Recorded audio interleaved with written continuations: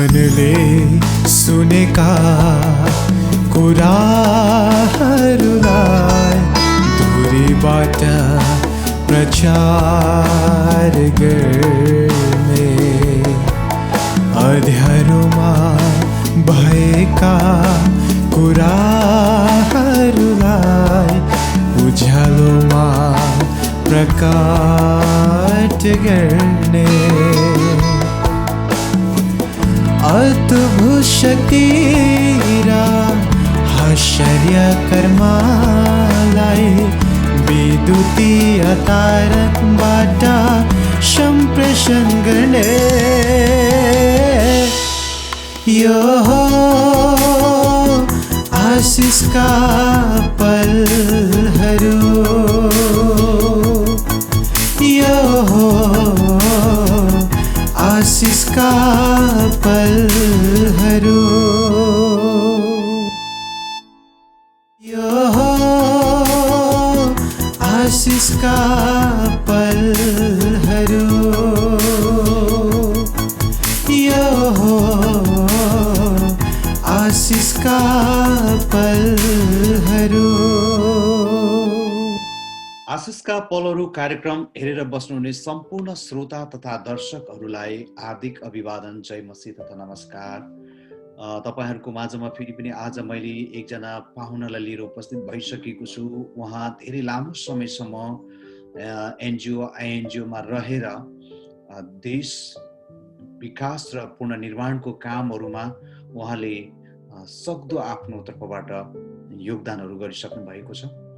उहाँले विश्वविद्यालयबाट पनि विज्ञान र समाजशास्त्रको विषयबाट उहाँले ब्याचलर डिग्रीसम्म उहाँले अध्ययन सम्पन्न गरिसक्नु भएको छ।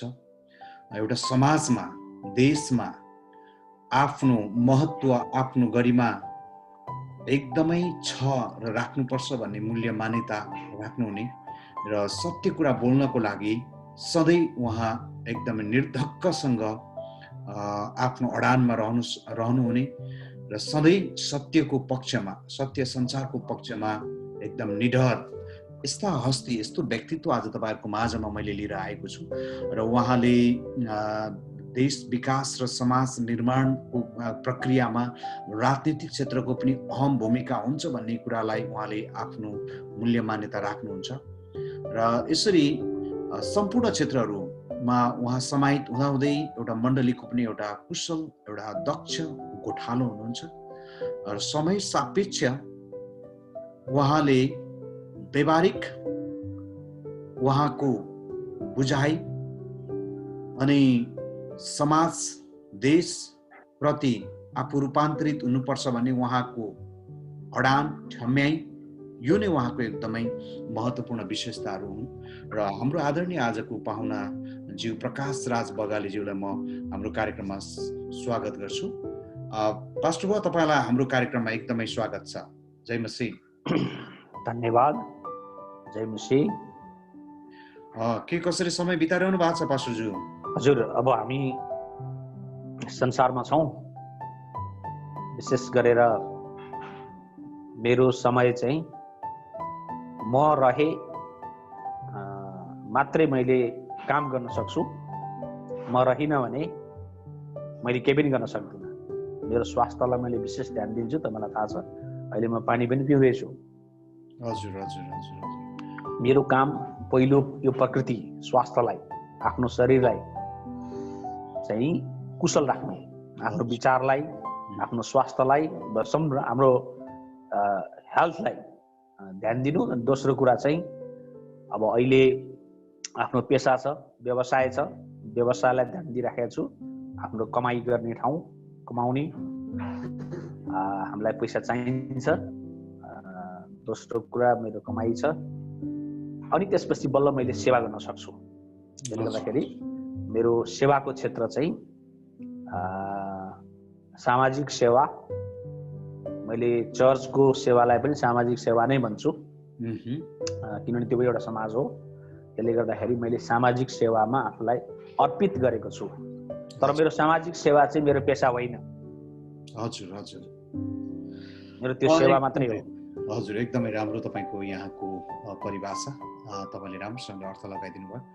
अनि तपाईँ अहिले तपाईँको आफ्नो विषयमा, अहिले तपाईँ नेपालबाट हुनुहुन्छ, म यहाँनिर न्युयोर्क स्टेटको चाहिँ रचेस्टर सिटीबाट आज यस आशिषका पलहरू कार्यक्रमबाट म तपाईँसँग यसरी चाहिँ साक्षात वार्तालाप गरिरहेको छु।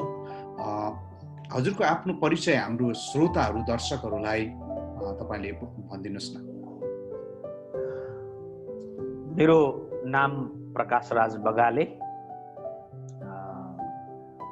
म अहिले बागलुङमा, नेपालको बागलुङ जिल्लाको सदरमुकाम बागलुङमा छु। मसँग मेरो श्रीमती एउटा अनि 2वटा छोरी, एउटा छोरा छन्। र यहाँ हाम्रो चाहिँ बागलुङ चर्च, हामीले सुरुदेखि नै यो चर्चको नाम बागलुङ चर्च राखेका छौँ, किनभने यो ठाउँको नाम चाहिँ बागलुङ हो। बागलुङमा भएको विश्वासको घराना, house hold of faith in Baglung, तर सिम्पल प्रकारले भन्दाखेरि बागलुङ चर्चमा छु। हजुर हजुर, एकदमै धन्यवाद तपाईँलाई। हजुर, अहिले तपाईँ मण्डलीमा पनि एउटा महत्त्वपूर्ण एउटा गोठालोको जिम्मेवारी निर्वाह गरिरहनु भएको छ। तपाईँ लामो समयसम्म एनजिओ सँग पनि रहेर काम गर्नुभयो, उहाँहरूसँग आबद्ध भएर एउटा समुदायको उन्नति गर्ने, समुदायको स्तर उन्नति र उनीहरूको अवस्थालाई माथि उकास्नको लागि के कसरी तपाईँले कहाँ कुन समयमा तपाईँले काम गर्नुभयो यो गैर सरकारी सहकारी संस्थासँग? मैले खास त 47 सालको अन्ततिर र 48 साल लाग्दैमा प्रभुलाई चिने। सायद 47 सालको केही अलि पछि होला, मैले ठ्याक्कै डेट त मैले रेकर्ड गरेको छैन, तर 47 सालदेखि नै प्रभुलाई मैले चिनेको हुँ। 48 सालमा मैले बाइबल एउटा बाइबल स्कुल पढेँ, पोखरा बाइबल स्कुलमा 1 वर्षको हाम्रो ट्रेनिङ थियो। अनि त्यसपछि 49 सालदेखि नै मैले फुल टाइम सेवाको निम्ति मण्डलीमा आफूलाई अर्पण गरेँ। भनेको रामघाट मण्डलीसँग रहेर 12 वर्ष मैले त्यहाँ सेवाकाई गरेँ। अनि 61 सालदेखि चाहिँ मैले यो अलिकति सामाजिक सेवातिर, विशेष गरेर यो डेभलपमेन्ट सेक्टरमा जाने मौका मिल्यो र मैले चर्चको फुल टाइम सेवाबाट मैले आइएनजिओमा प्रवेश गरेँ। अनि त्यसमा चाहिँ मैले 8वटा सब्जेक्ट थिए, 8वटा विषय थिए। शिक्षा, स्वास्थ्य, प्रकोप व्यवस्थापन, डिजास्टर म्यानेजमेन्ट भनिन्छ, अनि महिला तथा बालबालिका, अनि क्यापासिटी बिल्डिङ, यी क्षेत्रहरू ती क्षेत्रहरूमा विशेष हामीले त्यति बेला एनजिओहरूलाई र सरकारी निकायहरूलाई सपोर्ट गर्नु थियो, उहाँहरूको क्षमता अभिवृद्धि गर्नुपर्ने थियो, यस्ता विषयहरूमा काम गर्नको लागि। अनि त्यसमा मैले धादिङमा बसेर केही समय गरेँ, स्टार्ट गरेँ। अनि अलि लामो समय चाहिँ मैले रुकुममा बसेर गरेँ। हजुर। अनि आइएनजिओ मैले छोडेपछि त्यहाँबाट म फेरि एउटा एनजिओलाई सपोर्ट गर्नुपर्ने भयो। दाङमा पास्टर जीवन गुरुङले नेतृत्व गर्नुभएको क्याट्स नेपालमा कोअर्डिनेटरको रूपमा फेरि त्यहाँ काम गर्न गएँ। र त्यहाँ पनि विशेष मैले आय आर्जनका क्षेत्रहरू र पूर्वाधार विकासका क्षेत्रहरू र विशेष चर्चलाई समुदायमा कसरी डेभलपमेन्ट सेक्टरमा, विकासका कुराहरूमा, निर्माणका कुराहरूमा कसरी परिचालित हुनुपर्छ, ती कुराहरूमा मानिसहरूको आय आर्जन वृद्धिको निम्ति र समाजकामा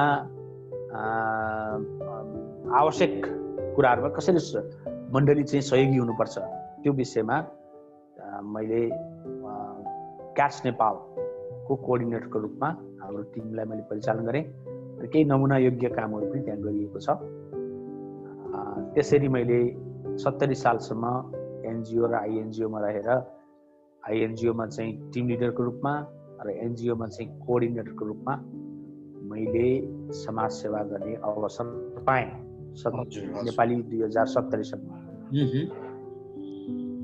त्यसपछि म त्यहाँबाट चाहिँ भनेपछि यहाँले साह्रै दुईटा संस्थासँग त्यसरी काम गर्नु हुँदाखेरि तपाईले कस्तो प्रकारको एउटा लिडरशिप डेभलपमेन्ट अथवा समुदायसँग हामी नेपालको मण्डलीहरू, नेपालको विश्वासीहरू, नेपाली विश्वासीहरू चाहिँ हामी कसरी चाहिँ गैर क्रिस्चियनहरूसँग, समुदायसँग कसरी तपाईँ हामी घुलमिल गर्नु पर्दो रहेछ, उहाँहरूसँग हामी कसरी मिलेर काम गर्न सक्छौँ, साझेदारीतामा उनीहरूसँग हामी सम्बन्ध निर्माण गर्न सक्छौँ, के कुरा त्यस्तो तपाईँले अनुभवहरू बटुल्नु भयो? यो मेरो आफ्नो बुझाइ के हो भने चर्च समुदायको एउटा भाग हो। समुदायमा विभिन्न समुदायभित्र विभिन्न आस्थाको आधारमा, जातीय आधारमा नेपाल त एउटा मिक्स समुदाय हो। एकदमै विभिन्न जात जाति, भाषा, धर्म, संस्कृति मिसिएको एक खालको ककटेल टाइपको समुदाय हो। त्यसले गर्दाखेरि अब केही समय केही टाठाबाठाहरूले डोमिनेट गरे, तर वास्तवमा यहाँ चाहिँ जात जाति, भाषा, धर्म विभिन्न खालका भएको हुनाले एउटा नम्बर 1 के बुझ्नु पर्यो भने हामी धार्मिक रूपमा क्रिस्चियनहरू चाहिँ अलग विचार राखेर परमेश्वरले नै नियुक्त गर्नुभएका मानिसहरू हुन्। त्यो कुरो बुझ्नु पर्यो। भएको मान्छेले बनाएको होइन यो। परमेश्वरले नै मानिसहरूलाई एउटा आफ्नो जाति हुनको निम्ति, आफ्नो प्रजा हुनको निम्ति परमेश्वरले त्यो अन्धकारबाट चाहिँ निकाल्नु भएको हो। हामी सचेत मैले अब त्यसलाई के अर्थमा लिन्छु भने चर्च चाहिँ सचेत मानिसहरूको झुन्ड हो, चेतनशील व्यक्तिहरू। परमेश्वरले चेतना खोलिदिनु भयो। हु वी आर, हामी को हौँ भन्ने कुरा, why we are in this earth, संसारमा हामी किन छौँ भन्ने कुरा बुझेका, परमेश्वरले मलाई यो संसारमा किन पठाउनु भयो त्यो कुरो बुझेकाहरूको अथवा परमेश्वरले नै आफ्नो निम्ति आफ्नो अस्तित्व, आफ्नो प्रेजेन्स त्यो समुदायमा प्रस्तुत गर्नको लागि परमेश्वरले नै अलग गर्नुभएको एउटा समूह हो। त्यो स्तरबाट बुझ्नुपर्ने हुन्छ। अब यसको अर्थ के हो भने तात्विक रूपमा परमेश्वरले मण्डलीलाई त्यो समुदायमा, त्यो समाजमा उहाँको उपस्थिति प्रकट गर्नको लागि अथवा उहाँको अभिप्राय पुरा गर्नको लागि परमेश्वरले अलग गर्नुभएको एउटा टिम हो, एउटा समुदाय, एउटा समूह हो। त्यो पहिला त्यो बेसिकली त्यो कुरा बुझ्नुपर्छ। धर्मको लागि धर्म मान्नलाई होइन, तर त्यो समुदायमा परमेश्वरको रिप्रेजेन्ट हुनको लागि, त्यो परमेश्वरको प्रतिनिधित्व गरेर सारा मानव जातिको मद्दतको निम्ति र परमेश्वरले सृष्टि गर्नुभएको सृष्टिलाई जोगाउनको लागि, संरक्षण गर्नको लागि विशेष जिम्मा दिएर पठाउनु भएको जाति हो। त्यसले गर्दाखेरि हाम्रो समाजप्रतिको हाम्रो हेराइ बुझाइ हामी उनीहरूभन्दा अलग किन भयो भन्दा परमेश्वरले अभिप्राय गर्नुभएका कुरा त्यो ठाउँमा प्रकट गर्नको लागि, उहाँको उपस्थिति ल्याउनको लागि परमेश्वरले मलाई नियुक्त गर्नुभएको हो। मेरो ठुलो जिम्मेवारी छ, ठुलो रोल छ, हाम्रो ठुलो रोल छ भन्ने कुरा पहिला चर्चले बुझ्नुपर्छ। हजुर हजुर। अथवा परमेश्वरले मण्डलीलाई त्यो समुदायको हितको निम्ति, त्यो समुदायको बृहत हितको निम्ति हामीलाई सङ्गठित गर्नुभएको हो भन्ने कुरामा, अथवा मेरो मुख्य रोल छ, हाम्रो रोल चाहिँ महत्त्वपूर्ण छ है। किनभने अब माथिबाटको नियुक्ति हो, यो कुनै सरकारले कुनै अरूले बनाएको होइन। हामीलाई परमेश्वरले नै अलग गर्नुभएको हाई कमान्ड हो यो भन्ने कुरा पहिला त्यो चेतना हाम्रो हुनुपर्छ र त्यो स्तरबाट मण्डली चाहिँ त्यसरी सोच्नुपर्छ। एकदमै धन्यवाद तपाईँलाई। यहाँले मण्डलीको एक प्रकारको स्वरूप खाका कस्तो हुनुपर्छ, मण्डलीलाई कसरी बुझ्नुपर्छ र बुझिनुपर्छ भन्ने कुरा यहाँले एकदमै बृहत रूपमा राखिदिनु भयो। म आशा गर्छु यस कार्यक्रम हेरिरहनु हुने र सुनिरहनु हुने प्रत्येक श्रोताहरूलाई यी कुराकानीहरूले, यी तपाईँका अवधारणाले निश्चय नै उहाँहरूलाई बुझ्नमा धेरै सहायता मद्दत पुग्नेछ। अब अलिकति हामी विषयवस्तु केही अलिकति हामी मोड्नेछौँ। धेरै धन्यवाद, यहाँले आफ्नो कुराहरू राखिरहनु भएको छ। तपाईँले प्रभु येशू ख्रीष्टलाई कहिले, कहाँ, कसरी र किन ग्रहण गर्नुभयो, किन तपाईँले प्रभु येशूलाई पछ्याउनु भयो र कसरी तपाईँले प्रभु येशू ख्रीष्टलाई प्राप्त गर्नुभयो? एकदमै धन्यवाद। मैले मेरो विगतलाई मैले रिफ्लेक्सन गर्दाखेरि, सम्झिँदाखेरि मैले 2047 सालमा जब म जन्मिएको गोर्खा हो, म चितवनमा केही समय बसेँ। मेरो हाई स्कुल त्यहाँ भयो। त्यसपछि कलेज अध्ययनको लागि म पोखरा आएँ। अनि पोखरामा पढ्नेको कारण, पढ्ने बस्ने राम्रो र शान्त वातावरण भएर त्यहाँ आएको। खास गरेर तपाईँलाई छुटकरी मैले भन्न पर्दाखेरि म 46 साल आन्दोलनमा घाइते भएँ। अनि घाइते भएर म बाँच्न सफल भएँ। यो आन्दोलनकै क्रममा मलाई गोली लाग्यो र म एकदमै सख्त घाइते भएँ। अनि तर म बाँच्न सफल भएपछि म किन बाँचेँ, म संसारमा किन छु, म किन बाँचेँ, मैले गर्नुपर्ने कुरा के हो, मेरो रोल के हो, मेरो दायित्व के हो, म किन यो अस्तित्वमा छु भन्ने मेरो मनमा प्रश्न थियो। हु एम आई, म को हुँ, म किन संसारमा छु र मैले गर्नुपर्ने कुरा के हो, त्यसको बारेको खोजी मलाई थियो। अनि मैले त्यसको उत्तर पाइराखेको थिइनँ है। अब कतैबाट पनि मैले चित्तबुद्ध आन्सर पाएको थिइनँ।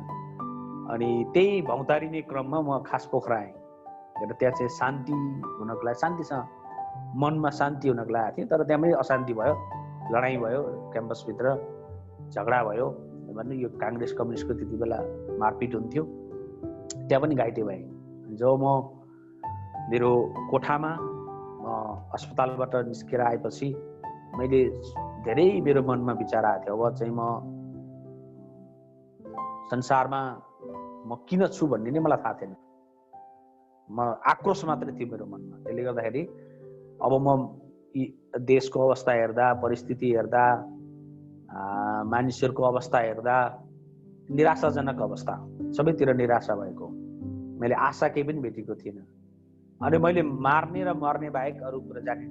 त्यसले गर्दाखेरि म चाहिँ हतियार लिएर अब नेताहरूलाई मार्नुपर्छ, यो सब यिनीहरूको खेलले गर्दा यो बिग्रिएको भनेर नेताहरूप्रति लक्षित गरेर मार्ने वा मर्ने।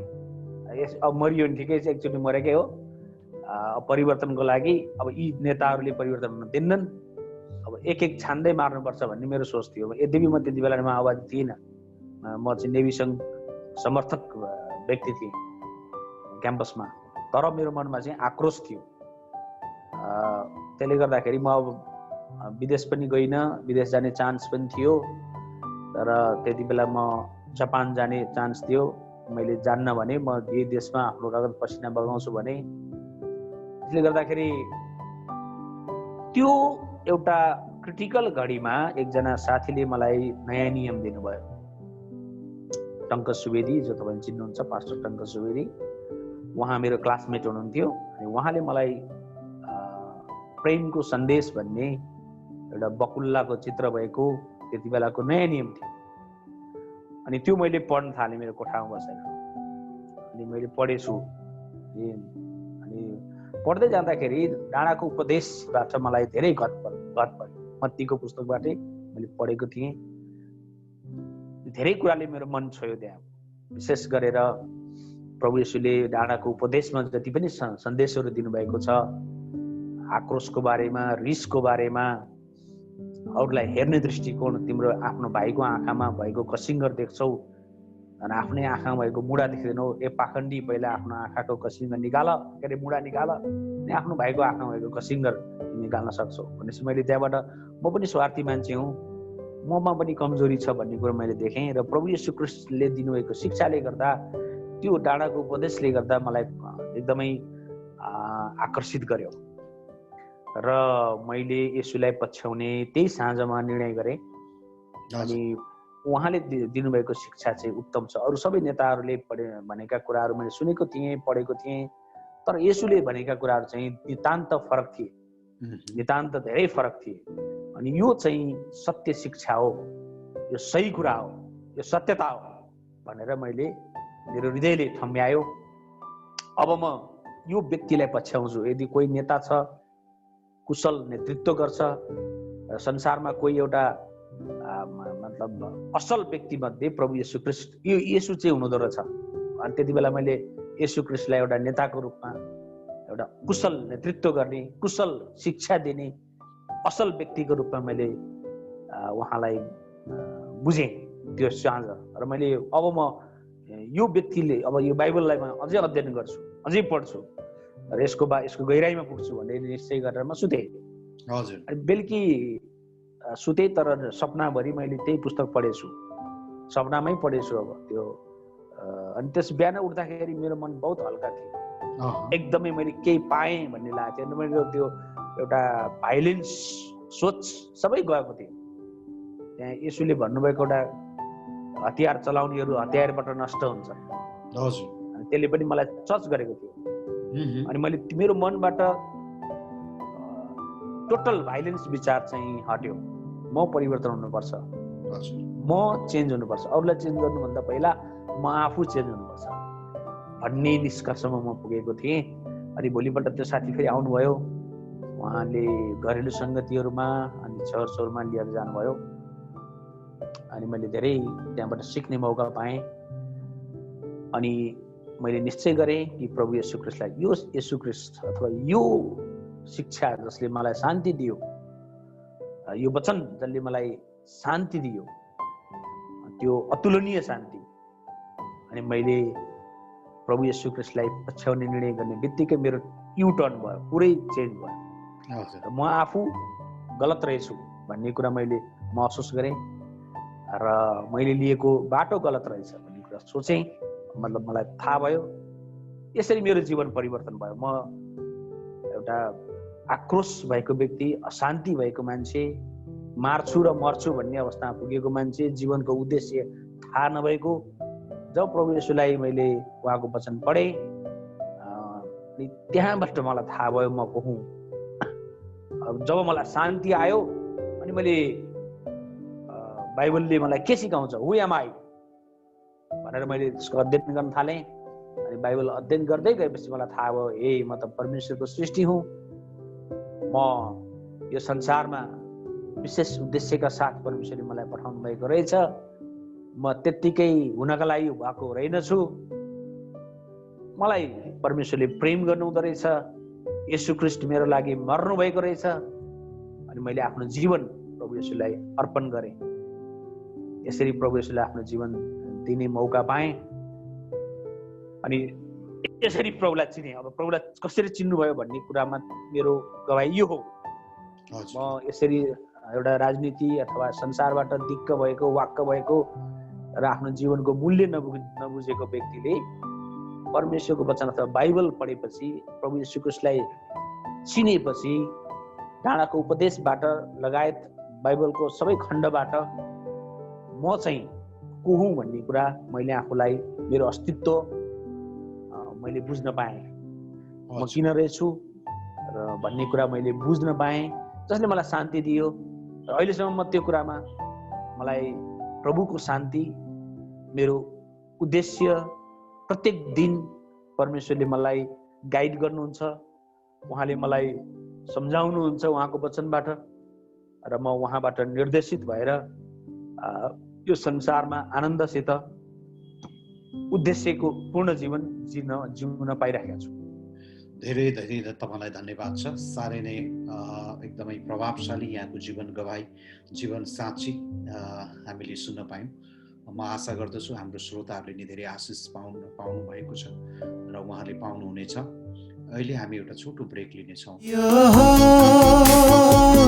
आशिषका पलहरू, यो हो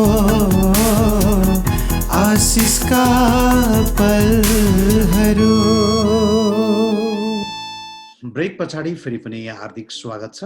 अहिले हामी साह्रै नै महत्त्वपूर्ण कुराकानी हाम्रो आदरणीय आजको हाम्रो गेस्टबाट सुन्यौँ। उहाँले आफ्नो जीवनमा कसरी चाहिँ प्रभु यीशु ख्रीष्टलाई विश्वास गर्नुभयो, कसरी यीशु ख्रीष्टलाई एउटा आदर्श लिडरको रूपमा, एउटा नेतृत्वकर्ता अथवा नेताको रूपमा भनौँ है, आज हाम्रो गाउँले सरल भाषामा कसरी पाउनुभयो त्यो कुरा उहाँले बताउनु भयो। साँच्चै एउटा राजनीतिक प्रतिशोध र राजनीतिक पूर्वाग्रहले ग्रसित हुनुहुन्थ्यो त्यस बेला, जति बेला उहाँ आन्दोलनको क्रममा 2046 सालको आन्दोलनको क्रममा उहाँले अनपेक्षित रूपमा आफ्नो शरीरमा गोली खानुभयो र गोलीबाट उहाँ सख्त घाइते हुनुभयो र एउटा मर्नुपर्ने अवस्था थियो र त्यसबाट उहाँले जीवन पाउनुभयो र उहाँको हृदयमा एकदमै स्वतस्फूर्त एउटा प्रश्न जन्मियो कि म यो संसारमा के को लागि छु, म किन छु, मैले के गर्नुपर्ने, मेरो दायित्व के हो। अनि जसै उहाँले यी कुराहरू प्रश्न उहाँको जीवनमा आइरहँदाखेरि उहाँको हृदयमा, मानसपटलमा यी प्रश्नहरू तरङ्गित भइरहेको अवस्थामा उहाँ एउटा स्थानीय मण्डलीमा उहाँको आफ्नो एकजना मित्रबाट एउटा प्रेमको सन्देश, एउटा पुस्तक उहाँले जब अध्ययन गर्नुभयो, त्यसपछि मण्डली जानुभयो अनि त्यसपछि उहाँको प्रभु यीशु ख्रीष्टसँग साक्षात जम्का भेट भयो र उहाँको सम्पूर्ण जीवन नै रूपान्तरित भयो। हामीले भर्खरै सुन्दै थियौँ कि उहाँले अब राजनीतिक नेताहरूलाई सखाप बनाउनको लागि उहाँ एउटा विद्रोहमा उत्रिसक्नु भएको अवस्था थियो र त्यस्तो अवस्थामा उत्रिरहेको व्यक्तिलाई प्रभु यीशु ख्रीष्टले एक प्रकारले आश्चर्य कर्मद्वारा अथवा चमत्कारिक ढङ्गबाट, एउटा स्वर्गीय चमत्कारिक ढङ्गबाट उहाँको जीवन एक परिवर्तन भयो र आज यस्तो व्यक्तित्व जसले हामीलाई आफ्नो जीवन गवाही बताउनुभयो, उहाँ तपाईँलाई धेरै धन्यवाद छ पास्टरज्यू। र अब हामी अलिकति केही विषयान्तर गर्नेछौँ। अहिलेको नेपालको मण्डलीको अहिलेको विशेष हामीले 2046 सालदेखि अहिले 2077 सालसम्म हेर्दाखेरि नेपालको मण्डलीको इतिहास एकदमै साह्रै धेरै लामो एउटा इतिहास समेटेको छैन। यद्यपि मल्लकालको समयमा नै क्रिस्चियनहरूको चाहिँ एक प्रकारले त्यहाँनिर चाहिँ क्रिस्चियनहरूको अस्तित्व हामीले देखे पनि, क्रिस्चियन समाजको अस्तित्व देखे पनि झन्डै 200 वर्षभन्दा बढी नै नेपालमा क्रिस्चियनहरूको एउटा आस्थाको स्वतन्त्रता घुमेको अवस्था थियो र 2046 सालमा आइसकेपछि यसको अलिकति फेरि ब्रेक थ्रु भयो र अहिले नेपालमा धेरै तहबाट एक दशकदेखि यसमा धेरै अभ्यास भइरहेको छ कि राजनीतिक भनेको के हो, राजनीतिकसँग नेपाली क्रिस्चियनहरूको के अन्तर सम्बन्ध छ, प्रश्न पारिदिनुहोस् न। अब नेपालको इतिहासलाई हामीले हेर्दाखेरि क्रिस्चियनिटी नेपालमा अझै पनि स्वीकार गरिएको छैन, त्यो स्पष्ट बुझ्नुपर्छ। अहिलेसम्मका दलहरूले अथवा पोलिटिक्सले चाहे त्यो 46 सालमा एउटा प्रजातन्त्र घोषणा गरिए तापनि एउटा शर्त सहितको प्रजातन्त्र थियो है, शर्त सहितको प्रजातन्त्र थियो। यहाँ क्रिस्चियनहरूको लागि ठाउँ छैन अथवा क्रिस्चियन आस्थाको आधारमा विभेद गर्ने हाम्रो सामाजिक परम्परा अहिले पनि छ, अहिले झन् खतरा रूपमा देखा परेको छ। त्यसले गर्दाखेरि नेपालमा क्रिस्चियनिटी स्वीकार गरिएकै छैन राज्यबाट। हजुर, राज्यको दृष्टिबाट क्रिस्चियनहरू भनेका यी दलाल हुन्, यी विदेशी एजेन्टहरू हुन्, यिनीहरू केही नाफाको लागि, केही फाइदाको लागि आफ्नो धर्म, आफ्नो विश्वासलाई परिवर्तन गरेका हुन्। एक प्रकारले भन्ने हो भने यी नेपाली होइनन् भन्ने राज्यको सोच छ। राम्रोसँग बुझ्नुहोस् है। राज्यका प्रमुख अङ्गमा बस्ने व्यक्तिहरूले नै यसरी सोचेका छन्। हजुर त्यसले गर्दाखेरि अहिलेसम्म पनि चर्चको अस्तित्व नेपालमा छैन। हजुर सरकारी आँकडामा चर्च नै छैन, नेपालमा चर्च नै छैन। क्रिस्चियनहरू केही फाइदाको लागि लागेका छन्। यो चाहिँ अराष्ट्रिय तत्त्व हो र यसले हामीलाई अब यिनीहरूलाई उपयोग चाहिँ गर्नुपर्छ, तर यिनीहरूलाई मूलधारमा ल्याउनु हुँदैन। विकासको मूलधार अथवा पोलिटिक्स मूलधार अथवा यिनीहरूलाई नेतृत्व दिनु हुँदैन। तपाईँ अहिले पनि नेपालको अलिखित कानुन के छ भने, लिखित एउटा छ, अलिखित अभ्यास के छ भने भोलि प्रधानमन्त्री हुने, राष्ट्र प्रमुख हुने, विशेष आयोगहरूमा नियुक्त हुने व्यक्ति हिन्दू नै हुनुपर्छ, नभए पनि कमसे कम बुद्धिस्ट सम्म ठिकै छ। मुस्लिम पनि अलिअलि स्वीकार्योग्य छ, तर क्रिस्चियन त हुनै हुन्न।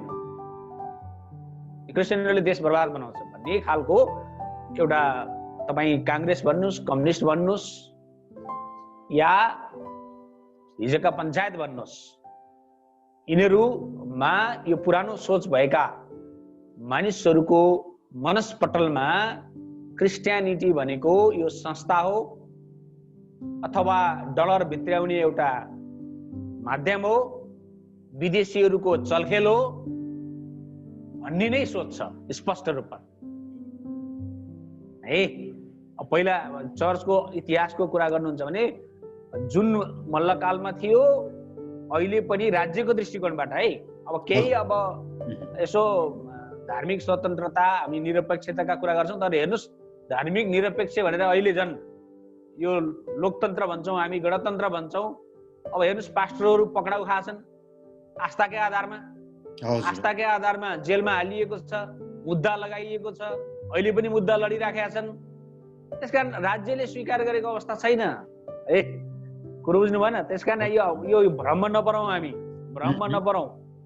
त्यही भएर एउटा नयाँ सोच, सबैको अस्तित्वलाई स्वीकार गर्ने, यहाँ नेपालमा चर्च पनि छ भनेर हेर्नुहोस्, संविधानमा त्यो उल्लेख छैन, चर्चको अस्तित्वै छैन, धर्मनिरपेक्ष भनिदिएको छ। बरु मुस्लिमलाई स्वीकार गरेको छ, बुद्धिस्टलाई स्वीकार गरेको छ, तर क्रिस्चियन चर्च भनेर स्वीकार गरेको छैन। हजुर अझै पनि हामी विभेदमा छौँ। भन्दै मैले अलिकति बीचमा प्रश्न सोधेँ, तपाईँले फेरि आफ्नो विषयवस्तुलाई फेरि जारी राख्नुहोला। किन यतिको यो 31 वर्षसम्म, अहिले हामी 2046 सालबाट 2077 सालसम्म आइपुग्दाखेरि अहिले नेपालमा प्रजातन्त्रको अभ्यास भएको 31 वर्ष भइसकेको छ र त्यति प्रजातन्त्रले मात्रै नपुगेर अझै 62-63 को पश्चात त झन् लोकतान्त्रिक प्रजातन्त्र नै प्रादुर्भाव भएको हामी देख्छौँ र प्रतिस्थापित भएको हामी देख्छौँ। किन अहिलेसम्म हाम्रो यो अल्पसङ्ख्यक नेपाली क्रिस्चियनहरू यस्तो ओझेलमा पर्यो, राज्यबाट उपेक्षित हुनु पर्यो, राज्यले उपेक्षा गर्यो? यसमा राज्य पक्षको मात्रै कमी कमजोरी छ कि यसमा नेपाली क्रिस्चियन समुदायको पनि कहीँ कतै त्रुटि कमजोरी के भयो त? समीक्षा गरौँ न हामी। हैन, अब राज्य पक्ष अथवा पुरानो सोच भएका आफ्नो सिन्डिकेट लाउन चाहनेहरू, धार्मिक सिन्डिकेट, राजनीतिक सिन्डिकेट लाउन चाहनेहरूले गर्ने स्वाभाविकै हो। त्यसलाई हामीले अस्वाभाविक मान्नु हुँदैन, किनभने हाम्रो समाज अझै पनि बडो सङ्कुचित समाज छ। त्यो सङ्कुचनबाट बिस्तारै माथि उठ्दैछ। अब बिस्तारै अब यो नेट, इन्टरनेट आदि इत्यादि संसारसँगको उसले गर्दा बढ्दैछ, सचेत व्यक्तिहरू पनि आउँदैछन्, तर अझै पनि पुरानो सोचले नै राज्य गरिराखेको छ, त्यतातिर छ। तर हामी अब तपाईँले भन्नुभएको अब क्रिस्चियनहरूको के छ त कमी कमजोरी भन्दा, क्रिस्चियनहरू विश्वासीहरू अथवा प्रभुलाई विश्वास गरेका क्रिस्चियनहरूले चाहिँ आफ्नो स्वार्थको लागि अब यो वास्तविक समस्यालाई एड्रेस नगरिकन अथवा राज्यमा आफ्नो उपस्थिति र आफ्नो आस्थालाई, आफ्नो विश्वासलाई है नगरिकन अथवा आफ्नो विश्वासलाई अब राज्य संयन्त्रमा अथवा परिवर्तनमा आफूलाई नलगिकन अलिकति पोलिटिक्सबाट अलग रहे। समस्या त्यहाँनिर हो। पोलिटिक्स गर्ने हुन्न, राजनीति गर्ने हुन्न, राजनीति हाम्रो विषय होइन भनेर उहाँहरू अथवा चर्च चाहिँ अथवा नेतृत्व अगुवाहरू चाहिँ कि त सङ्घ संस्था चलाउने, सम्प्रदाय चलाउने, आखिर एनजिओ आइएनजिओमा रूपान्तरण गर्ने, अनि त्यसपछि त्यो एनजिओ डेभलपमेन्ट काममा लागौँ भनेर हेर्नुहोस् आइएनएफ जस्तो संस्था अनि त्यसपछि तपाईँको युएमएन जस्तो संस्था मैले त्यहाँ काम गरेँ नि त होइन। उहाँहरू त्यसरी चाहिँ तपाईँको एउटा अब तपाईँ क्रिस्चियन सम्प्रदायहरू हेर्नुहोस्, उहाँहरूले के सिकाउनु भयो भने राजनीति गर्न हुन्न है, राजनीतिबाट अलग रह्यो क्रिस्चियन समाज। त्यही भएर हामीले पछिल्लो दोस्रो संविधान सभा निर्वाचनमा जनजागरण पार्टी खडा गरेर क्रिस्चियनहरूले राजनीति गर्नुपर्छ, राजनीतिले नै हो देशलाई त्यो राज्य नीतिलाई चाहिँ सही ट्र्याकमा ल्याउने अथवा बेसै गर्ने। हामी यसबाट अछुतो छैनौँ, यसले हामीलाई प्रभाव पार्छ भनेर हामीले त्यो पाठ सिकायौँ। कारण मेन समस्या चाहिँ राजनीति गर्न हुन्न। अहिले हेर्नुहोस् सबै धर्मको नाममा पार्टी बनाइरहेका छन् होइन। तर धेरै समय हामी त्यसबाट अलग रह्यौँ। अहिले फेरि अर्को एक्सट्रिममा गइरहेका छौँ, त्यो चाहिँ हो धर्मको पार्टी बनाइरहेका छौँ। गलत हो। एउटा राजनीति गर्नै हुन्न भन्ने, अनि फेरि राजनीति गर्नुपर्छ भनेर चर्चलाई उपयोग गरेर आफ्नो स्वार्थ सिद्ध गर्ने अथवा चर्चलाई उपयोग गर्ने भाडो हिजो जसरी काङ्ग्रेस कम्युनिस्टले उपयोग गरे, आज फेरि क्रिस्चियनहरू नेतृत्वले चाहिँ चर्चलाई भोट ब्याङ्कको रूपमा प्रयोग गर्नलाई क्रिस्चियन पार्टी बनाइरहेका छन्, धर्मको पार्टी बनाइरहेका छन्। यसले के ल्याउँछ त? यसले समस्या बाहेक अरू के पनि ल्याउन्न, यसले द्वन्द्व बाहेक अरू के पनि ल्याउन्न, धर्मको बिचमा असहिष्णुता लिएर आउँछ। त्यस कारणबाट धर्मको नाम राजनीति गर्ने होइन है। पोलिटिक्स छुट्टै विषय हो, आस्था फरक विषय हो। आस्थाको आधारमा हामी राजनीति गर्ने होइन। राजनीति त राष्ट्रको लागि गर्ने हो, देशको लागि गर्ने हो। त्यस कारण अब एउटा एक्सट्रिमबाट फेरि अर्को एक्सट्रिममा गएको हुनाले एकताका हामी विभेदमा पर्यौँ र राज्यले अस्तित्व स्वीकारै गरेन। हामीले व्यवस्था गर्दा, राजनीतिलाई व्यवस्था गर्दा अहिले फेरि चाहिँ राजनीति गर्ने भनेर चाहिँ आफ्नै पार्टी खडा गर्दाखेरि फेरि अरू पार्टीबाट र अरू आस्थाका व्यक्तिसँग चाहिँ झडप हुने अवस्था सृजना भइराखेको छ। यो दुईटै कुराले चाहिँ हामीलाई सन्तुलनमा ल्याएन। त्यसकारण अब सन्तुलित विचार हुनुपर्छ। राजनीति भनेको राज्य निर्माण गर्ने हो, भौतिक कुरा हो। यो चाहिँ आध्यात्मिक कुरो होइन। राजनीति भनेको भौतिक विज्ञान हो। भौतिक, यसले चाहिँ अदृश्य कुरालाई चाहिँ परिकल्पना गर्दैन, यसले चाहिँ देखिने कुरालाई मात्रै व्यवस्थित गर्छ, अदृश्य कुरालाई होइन। आस्था र राजनीति फरक विषय हो। राजनीति भनेको भौतिक हो, आस्था भनेको आत्मिक हो। आत्मिक र भौतिकको चाहिँ तालमेल अलिकति बुझ्नुपर्ने हुन्छ है।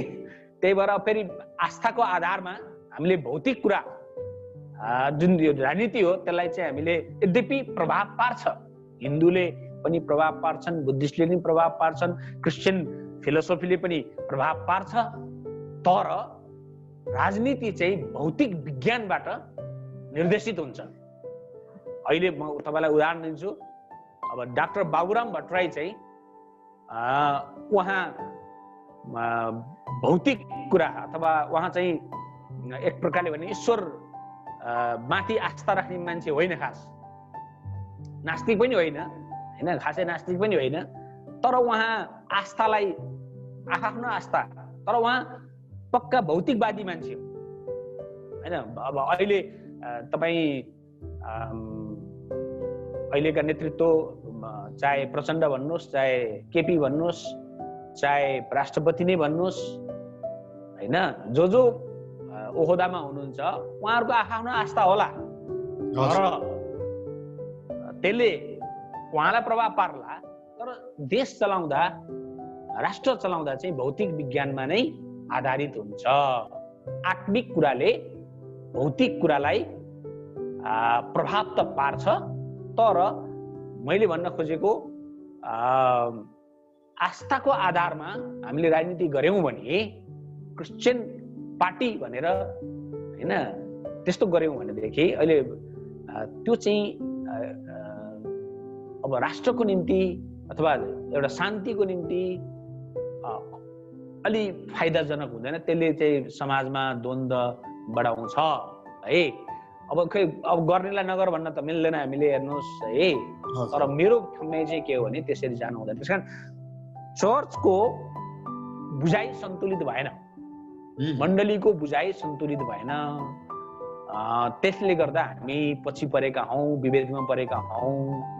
हाम्रो उपस्थिति किन हो भन्ने कुरा स्पष्ट हुनुपर्छ है। बुझाइ स्पष्ट हुनुपर्छ। अलिकति बुझाइ चाहिँ एकदमै तपाईले अघि पनि भन्नुभएको थियो, पुलपिट र राजनीतिलाई अलग राख्नुपर्छ भन्ने खालका कुराहरू गर्नुभएको थियो। त्यही हो, असन्तुलित विचार भएकोले गर्दाखेरि नै यी समस्याहरू सिर्जना भएका हुन्। हाम्रो कमजोरी त्यहाँनिर हो। हजुर हजुर। मैले अलिकति जोड्न खोजेको विषय के छ भन्नुहुन्छ भने सम्भवतः 2046 सालदेखि जब नेपालमा प्रजातन्त्रको पुनर्स्थापन भयो अनि त्यसपछि त्यस समयदेखि नै अलिकति यस्तो प्रकारको एउटा राजनीतिक चेतना सम्बन्धी एउटा जनचेतना जगाउने एउटा संयन्त्र हामीहरूसँग भइदिएको भएदेखि र 2046 सालदेखि नै अलिकति त्यस्तो चाहिँ राजनीतिक क्षेत्रमा अब्बल भएका हाम्रा अगुवाहरू जनहरू हुनुभएको भए र एउटा राजनीतिक क्षेत्रलाई एउटा बृहत यो चाहिँ एउटा राज्य सुसञ्चालन गर्ने, परिवार सञ्चालन गर्ने, समाजलाई नेतृत्व गर्ने यो चाहिँ एउटा विज्ञान हो है। यसलाई चाहिँ हामीले यसरी चाहिँ बृहत रूपमा लिनुपर्छ र यसलाई सँगसँगै हामीले यसलाई समायोजन गरेर लानुपर्छ र यसले हाम्रो मण्डली समुदायलाई पनि यसले ठुलो मार्ग निर्देश गर्न सक्छ र ठुलो यसले चाहिँ चेतनाहरू जगाउन यसले मद्दत पुर्याउन सक्छ र राजनीतिक भनेको चाहिँ यो चाहिँ साधन हो, साध्य होइन भनेर यसरी सुरुवातदेखि नै 31 वर्ष अगाडिदेखि नै यो कुरा चाहिँ सिकाउँदै यसको विभिन्न प्रकारको चाहिँ तालिमहरू, सेमिनार आदि इत्यादि कुराहरू चाहिँ नेपालको मण्डलीले त्यतिखेरदेखि नै पाउँदै आएको थियो भने सम्भवतः आज 31 वर्षमा हाम्रो नेपाली क्रिस्चियनहरूको पनि राजनीतिक प्रतिको बुझाइ र त्यसको चाहिँ राजनीतिकमा उहाँहरूको सहभागिता धेरै बढ्दै जाने थियो होला हैन त? तपाईले भनेको ठिक हो। अब त्यति बेला पनि पोलिटिक्स गर्ने साथीहरू त हुनुहुन्थ्यो, तर उहाँहरू चाहिँ मण्डलीमा पाच्चे हुनुहुन्न थियो, मण्डलीबाट निष्कासनै हुनु पर्थ्यो। त्यसले गर्दाखेरि पोलिटिक्स गर्नेहरूलाई, राजनीति गर्नेहरूलाई मण्डलीले स्वीकार गरेको अवस्था थिएन। त्यसैले गर्दा उहाँहरू डराउ पनि भयो, केही साथीहरू डराउनु भयो अनि भित्रभित्रै लाग्नुभयो, बाहिर चर्चमा नदेखाउने, किन चर्चमा चाहिँ धार्मिकपट चाहिँ देखिनुपर्ने, फेरि बाहिर गएपछि चाहिँ अर्कै जीवन, यो दोहोरो स्ट्यान्डर्ड मा जिर्नु भयो। त्यसले गर्दा उहाँहरूको कुरा नै सुनिएन। पोलिटिक्स अब मै आफै पनि पोलिटिक्स गर्नुपर्छ, पोलिटिक्स महत्त्वपूर्ण कुरा हो भन्दाखेरि यो चाहिँ अलिकति राजनीति सोचको छ, यसलाई योसँग होसियार हुनुपर्छ भने अहिले पनि भन्छन्। अहिले पनि साथीहरूले चाहिँ पोलिटिक्स प्रति बढी अलि कुरा गर्छ, राजनीति कुरा गर्छ, त्यसकारण यो पास्टर भन्न सुहाउँदैन अथवा यो मान्छे खोइ के हो भन्ने खालका कुराहरू पनि गर्छन् अझै पनि है। अझै पनि मण्डलीले राजनीतिलाई सही ढङ्गले बुझेको अवस्था छैन।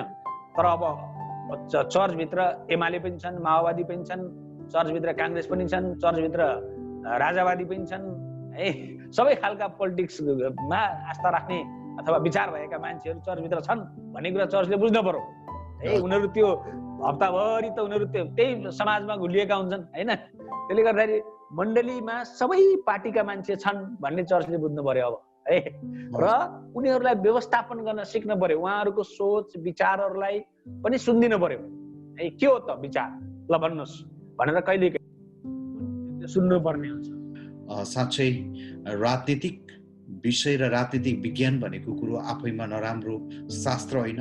आज हामी बाइबलमा नै हेर्दाखेरि परमेश्वरले पनि एउटा शुद्ध एउटा ईश्वरीय राजनीतिक परमेश्वरको एउटा परिकल्पना थियो र परमेश्वरले नै यो विज्ञानलाई विकास हुनको निम्ति परमेश्वरले सहायता पुर्याउनु भएको छ र विभिन्न बुद्धिजीवी विद्वान वर्गहरूलाई प्रेरणा दिएको कुराहरू हामी पाउँदछौँ र त्यही ज्ञान र बुद्धिद्वारा नै आज राजनीतिक शास्त्र अथवा पोलिटिकल साइन्स संसारमा यो एकदमै वृद्धि विस्तार यसको हुँदै गइरहेको छ। यसले गर्दाखेरि यो राजनीतिक शास्त्रको विषयमा हामीले केही कुराकानीहरू अहिले हामीले गऱ्यौँ। अब हामी केही विषयवस्तुतिर हामी एकअर्काप्रति हाम्रो कतिचोटि हाम्रो व्यक्तिगत जीवन, हाम्रो परिवार, हाम्रो व्यक्तित्व कुराकानीहरू हुन्छ, विषयहरू हुन्छ, हामी त्यतापट्टि प्रवेश गर्नेछौँ। त पास्टर बुवा, फेरि पनि ब्रेक पछाडि हामी समयको अन्तिमतिर आइसकेका छौँ। तपाईँसँग अब केही जीवनका अन्तरङ्गका कुराहरू म गर्न चाहन्छु। तपाईँ ख्रीष्ट यीशुलाई पाउनुभन्दा अगाडि तपाईँको सानोमा के बन्ने तपाईँले लक्ष्य राख्नु भएको थियो? म त सानोमा त मेरो उद्देश्य नै पहिलो कुरो म शान्तिप्रिय मान्छे नै हो। एक खालको निस्वार्थ जीवन कसरी जिउन सकिन्छ, सबैतिर स्वार्थ देखेको हुनाले निस्वार्थ जीवन कसरी जिउन सकिन्छ, निस्वार्थी हुन सकिन्न भन्ने खालको प्रश्न मेरो मनमा थियो। हजुर। र अब जताततै मान्छेभित्र स्वार्थै स्वार्थ मैले देख्थेँ जहाँ पनि। अनि म निराश हुन्थेँ। अनि निस्वार्थ जीवन कसरी जिउने, मान्छे स्वार्थी छन् भनेर बाहिर त मैले मान्छेलाई स्वार्थी देख्थेँ, तर म निस्वार्थ जीवन जिउन चाहन्थेँ, तर म भित्र पनि स्वार्थ छ भन्ने चाहिँ मलाई थाहा थिएन। अरूलाई त मैले देख्थेँ स्वार्थी, सबै स्वार्थी भन्ने लाग्थ्यो। झन् त्यो आन्दोलन घाइते भइसकेपछि त झन् बढेर गयो, सबैप्रति घृणा जागेर गयो होइन। सानोमा चाहिँ मैले खास निस्वार्थ जीवन भने एक प्रकारको पवित्र जीवन, सबैलाई सहयोग गर्ने, सबैलाई सपोर्ट गर्ने एउटा समाज, त्यस्तो समाज जो निस्वार्थ समाजको मैले परिकल्पना गर्थेँ मेरो मनमा। हजुर। ओके, एकदमै धन्यवाद तपाईँलाई। तपाईँको जीवनमा तपाईँले एकदमै सम्झन लायकको त्यस्तो अविस्मरणीय क्षणहरू कुनै छन्? अब यो धेरै छन् सर, धेरै छन्।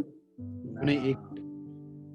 अब मैले सानोमा आफूले अनुभव, एउटा मैले कहिले नबिर्सिने अनुभव चाहिँ के हो भने, मेरो घर र मामा घर वारिपारी थियो।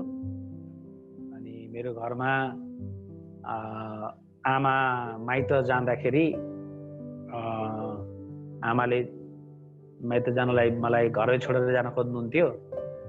अनि उहाँ जाँदाखेरि चाहिँ मलाई एकदम खल्लो लाग्थ्यो र आमा अब कहिले पनि आउनुहुन्न कि भन्ने खालको मेरो मनमा, सानो बच्चाको मनमा त्यस्तो हुन्थ्यो। बडो त्यो क्षण चाहिँ मेरो लागि, आमाले छोडेर जाँदाखेरि अथवा आमा घरमा नहुँदाखेरि चाहिँ बडो मैले खल्लो महसुस गर्थेँ। अनि एकदम रुन्थेँ पनि, है कहिले आउनुहुन्न कि भन्ने लाग्थ्यो। त्यही भएर म अलि आमासँग बढी नजिक थिएँ। बुवा अलिकति कडा हुनुहुन्थ्यो, अनि त्यो एउटा याद आउँछ मलाई होइन। अर्को कुरा चाहिँ मेरो बुवा पोलिटिकल मान्छे हुनुहुन्थ्यो, उहाँ प्राय घर बस्नुहुन्न थियो, प्राय समाजसेवामा बढी लाग्ने मान्छे हुनुहुन्थ्यो, प्रधान पञ्चसम्म हुनुभयो। उहाँले एकचोटि एउटा केस आयो, विशेष गरेर एकजना आत्महत्या गरेर मर्नुभयो नदीमा बगेर। उहाँको ज्वाइँलाई त्यो केस लाग्यो, उहाँ त्यो छोरीको घरमा बस्नुहुन्थ्यो। अनि त्यो ज्वाइँ चाहिँ आत्तिएर अब गाउँका मान्छेले उनलाई अब ज्यान मारा अथवा ले मारेको हो भन्ने खालको आक्षेप लगाएका थिए।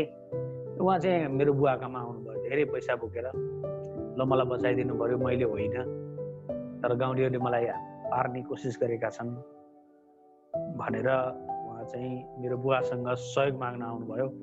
ल यो पैसा लिनुहोस् भन्नुभयो। अनि मेरो बुवाले चाहिँ तिमीले मारेको हो कि होइन भनेर सोध्नुभयो। उहाँले चाहिँ होइन, उहाँ आफै यसरी निस्केर गएर आत्महत्या गर्नुभएको हो, अनि सत्य त्यो हो भने मलाई किन पैसा दिइरहेको छौ, तिम्रो पैसा तिमीसँग राख, सत्य कुरा भन भनेर बाले भनेको घटना मलाई अहिलेसम्म याद आउँछ। एउटा सत्य निष्ठा र समाजमा बडो सत्य निष्ठाका साथ समाजलाई सपोर्ट गर्दै मेरो बुवा चाहिँ हिँड्नुभयो। मेरो आमाले घर सञ्चालन गर्नुभयो। अनि ती क्षणहरू म त्यसरी हुर्किएँ। त्यसले गर्दाखेरि मेरो बाको पोलिटिकल अथवा समाजप्रतिको त्यो लगावले गर्दा मलाई पनि एउटा शान्तिमय समाज, एउटा न्यायिक समाज, एउटा निस्वार्थ समाज चाहिँ गर्नुपर्छ भन्ने सोच मेरो मनमा सानैदेखि नै विकास भएको। त्यो म ती क्षणहरू म सम्झिन्छु। सानोको कुरा मैले गर्दाखेरि ठुलो भएपछि अलिकति हुर्किएपछि अब गोली लाग्यो। आन्दोलन गर्दाखेरि अब त्यो गोली लागेको क्षण पनि मेरो अनुभव छ। तपाईको शरीरको कुन भागमा गोली लागेको थियो? मेरो अगाडिबाट पछाडि निस्केछ, पेटमा। यस्तो अवस्थाबाट पनि तपाईँ कसरी त्यतिखेर चाहिँ त्यो बाँच्नु भएको स्मरण कसरी अहिले गर्नु सक्नुहुन्छ? त्यति बेला म क्याम्पस पढ्थेँ, रामपुर क्याम्पस मैले सुरुमा जोइन गरेको हो। त्यसपछि त्यो बेलामा म जिल्लाको मतलब क्याम्पसको युनियन, यो अनेरा सोभियु होइन कि यो एउटा क्याम्पस युनिट हुन्छ नि, त्यो युनिटमा मैले विद्यार्थी युनिटमा काम गर्थेँ सचिवको रूपमा, र पछि जिल्लाकै सचिवको रूपमा, जन आन्दोलन सङ्घर्ष समितिको सचिवको रूपमा म थिएँ जिल्लामा, चितवन जिल्लामा। अनि आन्दोलनमा हामी गयौँ, गोली लाग्यो, धेरै झडपपछि गोली लाग्यो अनि म ढलेँ। अनि मेरो शरीरबाट धेरै रगत बग्दै रहेछ। अनि साथीहरूले के राखेर रगत थाम्नु भयो। अनि रेड क्रस आयो, रेड क्रसको गाडी, अनि रेड क्रस कर्मीहरूले चाहिँ रेड क्रस गाडीमा राखेर हस्पिटल लैजानुभयो।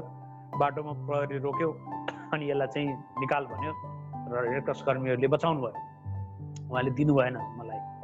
अनि त्यसपछि हस्पिटल लिएर गएर उहाँहरूकै सुपरभिजनमा म यसो भुइँमा लडाइएको थिएँ। त्यहाँ बेडहरू खाली थिएनन्, धेरै घाइतेहरू थिए। अनि म चाहिँ लगभग अब मैले आफ्नो मनमा हरेस खाएको त थिइनँ, मलाई गोली लाग्यो भन्ने मात्रै थाहा भयो।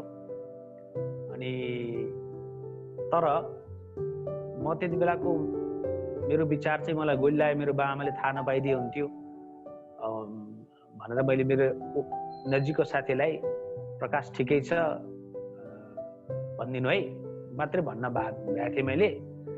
म बेहोस भएछु अनि उसले चाहिँ म मर्यो भन्ने सम्झेर घरमा चाहिँ प्रकाश मर्यो भन्ने खबर पुर्याएछ।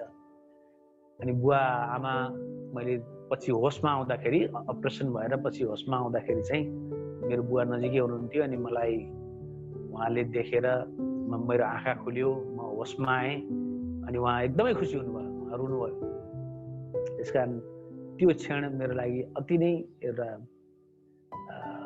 अहिले मैले सम्झिँदाखेरि पनि मलाई एकदम आनन्द लाग्छ। हजुर हजुर, तपाईँको अब यसरी तपाईँले एउटा नयाँ जीवन पाउनु भएको छ, एकदमै साह्रै मर्मस्पर्शी तपाईँको जीवन गवाई लाग्यो मलाई। तपाईँको अबको जीवनको लक्ष्य के छ? अब जीवनमा हेर्नुहोस्, हामी यो युगमा हामी बाँचेका छौँ, एउटा महत्त्वपूर्ण हाम्रो जीवन हो, महत्त्वपूर्ण जीवनमा हामी बाँचिराखेका छौँ। त्यसैले गर्दा अब लक्ष्य चाहिँ मेरो परमेश्वरसँग रहने, अनन्तसम्म परमेश्वरसँग रहने, त्यो मेरो अन्तिम लक्ष्य हो। परमेश्वरको साथमा, उहाँ हाम्रो बुवा हुनुहुन्छ, उहाँको काखमा रहने। जसरी मेरो शारीरिक बुवाको साथमा मलाई हुँदाखेरि कति आनन्द लाग्छ। अहिले पनि मेरो बुवा जीवित हुनुहुन्छ, यद्यपि उहाँले प्रभुलाई चिन्नु भएन, मेरो प्रार्थना छ परमेश्वरलाई चिन्नु भएको होस्।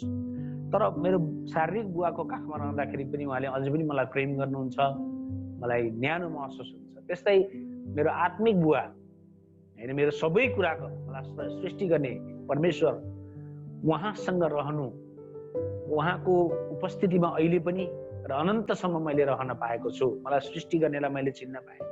अब मैले गर्ने काम चाहिँ उहाँले निर्देशन गरे अनुसार संसारमा मैले खेल्ने भूमिका, यो युगमा मैले जुन भूमिका खेल्नुपर्छ, खास गरेर नेपालको रूपान्तरणको लागि हो। नेपालको समाजको रूपान्तरण हुनुपर्छ, यहाँको समृद्धि हुनुपर्छ। देशमा समृद्धि, अझै समृद्धिको ढोका खोलेको छैन, बडो सङ्कुचन छ। हाम्रो आर्थिक नीति बडो सङ्कुचन छ, सङ्कुचित छ। त्यसकारण देशमा समृद्धि, नेपालीहरूले चाहने समृद्धि हो। हेर्नुहोस्, त्यसकारण मेरो लक्ष्य चाहिँ आफू पनि समृद्धिमा जाने।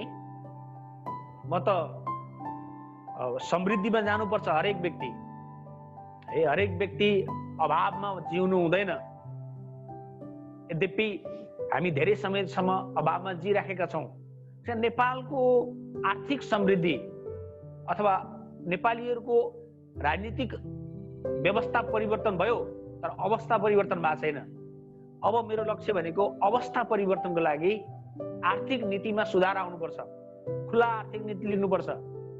यहाँ चाहिँ रोजगारी सृजना हुनुपर्छ देशमा। त्यसकारण मैले, मेरो आँखाले त्यो देख्ने इच्छा छ। धेरै नेपाली विदेश गएको मलाई देख्ने इच्छा छैन।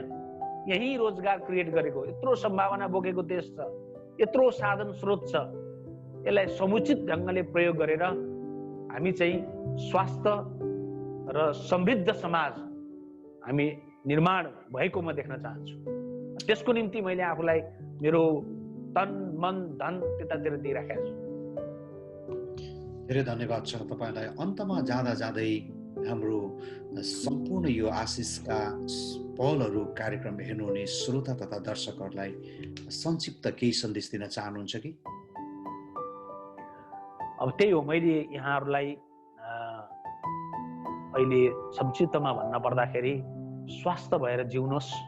तपाईँ हुनुहुन्छ र संसार छ, अनि तपाईँ विशेष उद्देश्य साथ जिउनु भएको छ अथवा यो संसारमा पठाइनु भएको छ। जीवनको उद्देश्य छ, हेर्नुहोस्, यो व्यर्थको जीवन होइन। यो समय परमेश्वरले हामीलाई उपहारको रूपमा दिनुभएको छ, यसलाई हामीले सही व्यवस्थापन गर्नुपर्छ। आफूलाई ख्याल गर्नुहोस्, आफ्नो स्वास्थ्यलाई ख्याल गर्नुहोस्, स्वस्थ रहनुहोस्, सुन्दर रहनुहोस् अनि समृद्धिमा जानुहोस् है। त्यसकारण स्वास्थ्य, सुन्दरता र समृद्धि परमेश्वरको पनि इच्छा हो। त्यसको निम्ति हामी सबैले परमेश्वरलाई चिन्नुपर्छ। परमेश्वर को हुनुहुन्छ त्यो चिन्नुपर्छ। परमेश्वरले नै हो तपाईँको आँखा खोलिदिनु भएको होस्। र महत्त्वपूर्ण कुरा, जीवनको उद्देश्य बुझ्नुहोस्। यो एकपटक पाउने जीवन हो, यो घरिघरि पाउने जीवन होइन। यो जीवनलाई हामीले अर्थपूर्ण किसिमले बिताउन सकौँ, समाजको निम्ति कामलाग्दो भाँडो बन्न सकौँ, धेरैको सहयोगको निम्ति, धेरैको उन्नतिको निम्ति हामी एउटा साधन बन्न सकौँ। त्यसको निम्ति चाहिँ एभाइलेबल बन्नुहोस्। यो देश, यो राष्ट्र, नेपाल राष्ट्र अथाह सम्भावनाले, अथाह सम्भावना बोकेको छ। तर हामी हातमा, हाम्रो पकेटमा सुन बोकेर अथवा सुन थन्क्याएर हामी चाहिँ अन्त खोज्न हिँडिराखेका छौँ। त्यसले गर्दाखेरि एउटा नेपाल सुन्दर, शान्त र एउटा समृद्धिमा गएको देश हुनको निम्ति तपाईँ र मेरो रोल ठुलो छ। त्यसले गर्दाखेरि तपाईँको र मेरो जीवनकालमा हामीले गर्नुपर्ने कुरा छ। अहिले प्राप्त उपलब्धिहरूलाई संरक्षण गर्दै हामी यो देशलाई एउटा अग्रगमन, एउटा समृद्धिको बाटोतिर डोर्याउन सकौँ। त्यसको निम्ति हामी सहयोग सिद्ध बन्न सकौँ। Thank you so much. आशिषका पलहरू यो हो, आशिषका पलहरू।